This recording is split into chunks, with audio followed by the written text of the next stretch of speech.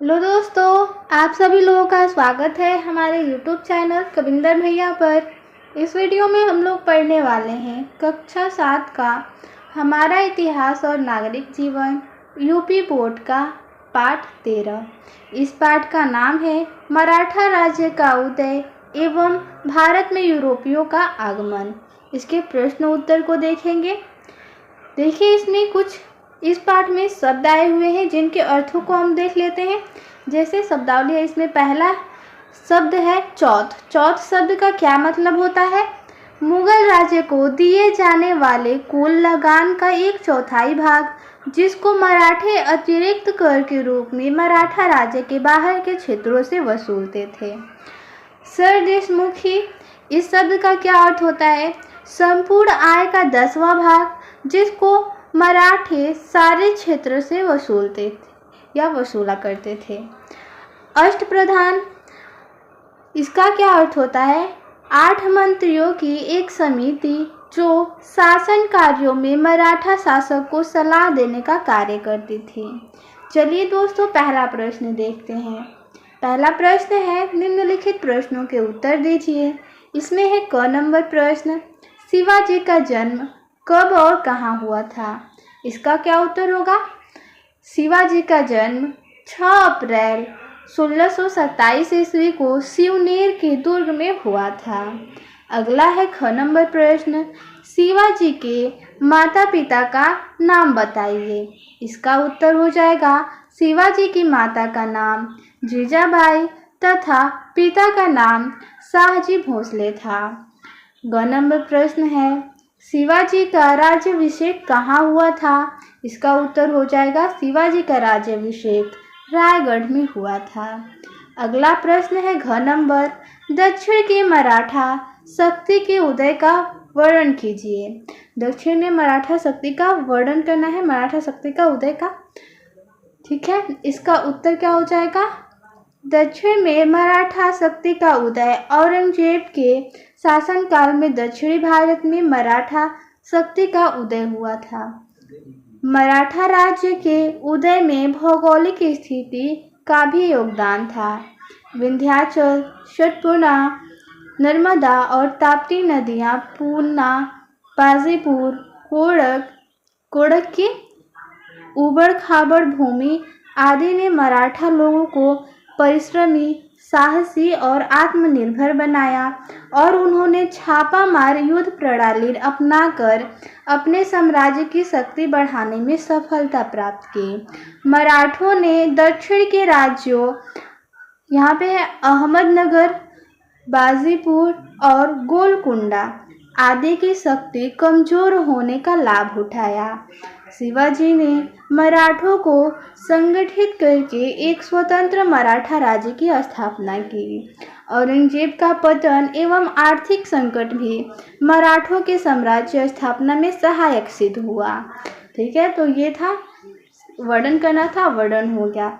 आगे अगला नंबर प्रश्न है, शिवाजी के शासन प्रबंध के विषय में लिखिए। शिवाजी का शासन प्रबंध कैसा था उसके बारे में लिखना है। चलिए इसका उत्तर देखते हैं। शिवाजी ने एक स्वतंत्र मराठा राज्य स्थापित किया था। उन्होंने अपने स्वराज्य का शासन प्रबंध निम्नलिखित ढंग से किया। पहला, अष्टप्रधान। अष्टप्रधान के अंतर्गत क्या होगा?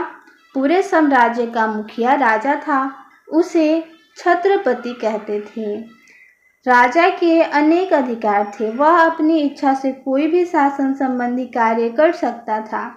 शिवाजी ने अपनी सहायता के लिए 8 मंत्री नियुक्त किए। इन मंत्रियों के समूह को अष्टप्रधान कहा जाता था। मंत्री को पेशवा कहते थे। आगे दूसरा है न्याय प्रबंध। शिवाजी बड़े न्याय प्रिय थे। उन्होंने न्याय के लिए पंचायतों की व्यवस्था की। वे अपील स्वयं सुनते थे। इस प्रकार हम कह सकते हैं कि शिवाजी ने अपने स्वराज्य का शासन प्रबंध बड़े अच्छे ढंग से चलाया। तीसरा है सैनिक प्रबंध। शिवाजी कुशल सैनिक भी थे, इसलिए उन्होंने मजबूत सेना का संगठन किया। चौथा हो जाएगा भूमि का प्रबंध। सैनिकों में वेतन तथा अन्य खर्च के लिए शिवाजी ने भूमि का प्रबंध किया। उन्होंने सारी भूमि को फिर से नपवाया और उपज के अनुसार भूमि कर निश्चित किया। इसके अतिरिक्त मुगल क्षेत्रों से चौथ भी ली जाती थी। ठीक है, आगे है 6 नंबर प्रश्न, पानीपत की तीसरी लड़ाई क्यों हुई? इसके क्या परिणाम हुए? पानीपत का तीसरा युद्ध का कारण बताना है और परिणाम बताना है। चलिए इसका उत्तर देखते हैं। इसका उत्तर हो जाएगा, मराठों ने पहले पंजाब पर हमला करके उस पर अधिकार कर लिया। पंजाब पर उस समय अब्दाली का शासन था। अब्दाली मराठों से नाराज हो गया, इस कारण यह लड़ाई हुई, जहां सन 1761 में पानीपत के मैदान में मराठों और अब्दाली की सेनाओं के बीच युद्ध हुआ।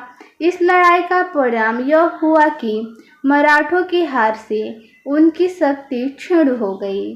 मराठों के पतन से अंग्रेजों को भारत में साम्राज्य स्थापित करने का शुभ अवसर मिल गया।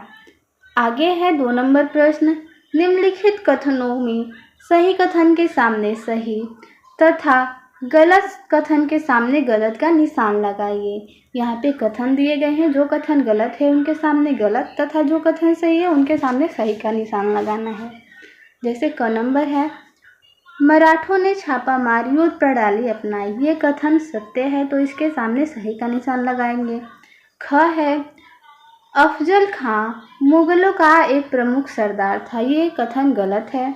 ग नंबर, शिवाजी का रामनगर में राज्याभिषेक हुआ, ये भी गलत है। घ है, शिवाजी ने शाइस्ता खां को बघनक से मारा, ये भी हम लोग का कथन गलत है। आगे 3 नंबर प्रश्न, सही जोड़े बनाइए। देखिए यहाँ पे दिए गए हैं, नादिर शाह का आक्रमण, यहाँ पे है अहमद शाह अब्दाली का आक्रमण, शिवाजी की मृत्यु, सूरत पर आक्रमण। यहाँ पे दिए गए हैं 1680 ईस्वी, 1739, 1670 और 1761 ईस्वी। तो यहाँ पे सही मिलान बनाना, सही जोड़ा बनाना है।